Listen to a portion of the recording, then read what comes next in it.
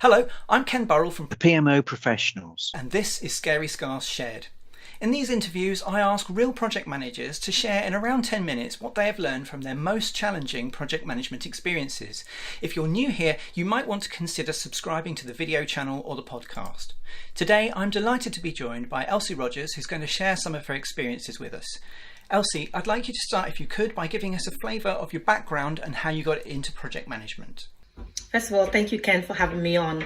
I started out my career as a project manager, program manager about 23 years ago at Lloyds TSB, and afforded me the opportunity to work across many business and IT change programs across cards, lending, portfolio management, and just name it, wholesale, infrastructure type delivery programs. And then I went on to do other things across the financial services, insurance and banking, where my last couple of roles have been concentrated on red programs. Okay, so typically what sort of size teams have you been working with? So my last couple of roles as a PMO lead, it was a massive piece of work. And then I was leading about 3 to 4 PMOs, delivering a large, complex regulatory program. So thinking back over your project management career then, can you give us an example of a scar, so something that went wrong on a project that you were managing and what you learned from it? Absolutely. We know as part of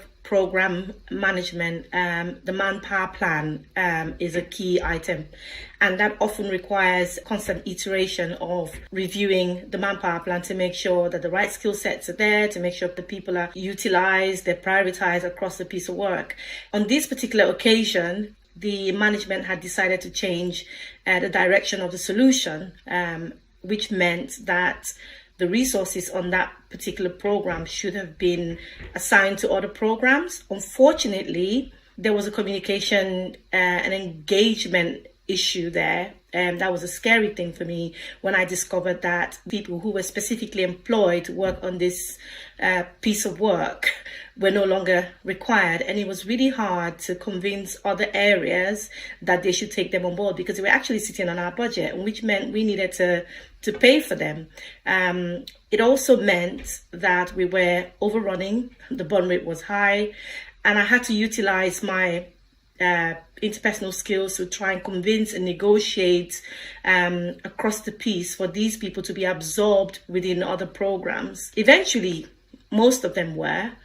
But the sad thing was we had to ramp down the other aspects of the program in order to avoid an extra burn rate, because that wouldn't have looked good in terms of cost. The resources that you were looking to redeploy, were those people who were permanent employees of the organisation, or were they contractors, consultants, those kinds of people? They were a mix of both contractors and permanent people. Okay, so for contractors and consultants, I imagine you have a notice period, a relatively short notice period, but a notice period nonetheless. But for permanent employees, obviously, you can't just remove the cost. They're permanent employees, so they're there. The lesson learned was that was not the way the program was supposed to end.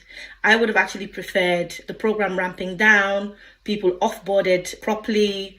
We had a big thank you to everyone, and then the program would have been disbanded in that way.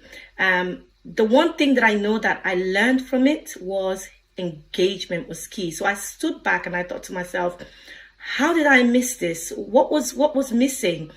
And I want to stress how important it is to have those corridor conversations outside of your key meetings, because maybe that corridor conversation, having to ask the right questions all the time, it may sound like you're bothering people, but I think having constant conversation with the right people at the right level, you find out that you won't really miss anything. So for me, it wasn't also a blame game. I had to take a step back to say, how could I have engaged better? What was missing?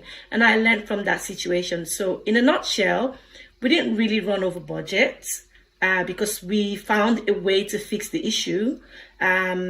Because we ramped down the program real quickly, and eventually those other parts of the organization absorbed those resources.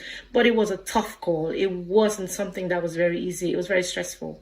I can imagine. So thinking back over that experience then and what you learned from it, what would you recommend to other people that they should do if they find themselves in a situation like that, or better still, to avoid arriving in that situation in the first place?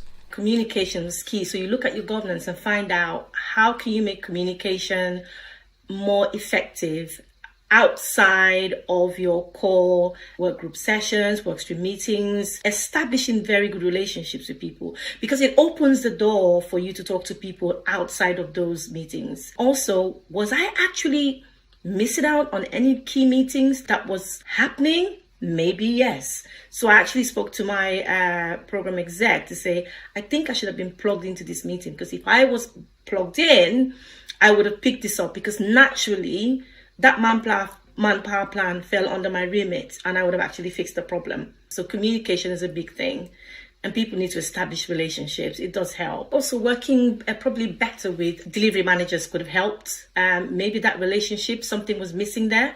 So again, collaborative working across the piece, making sure all the loopholes exposed, actually, we plug into them.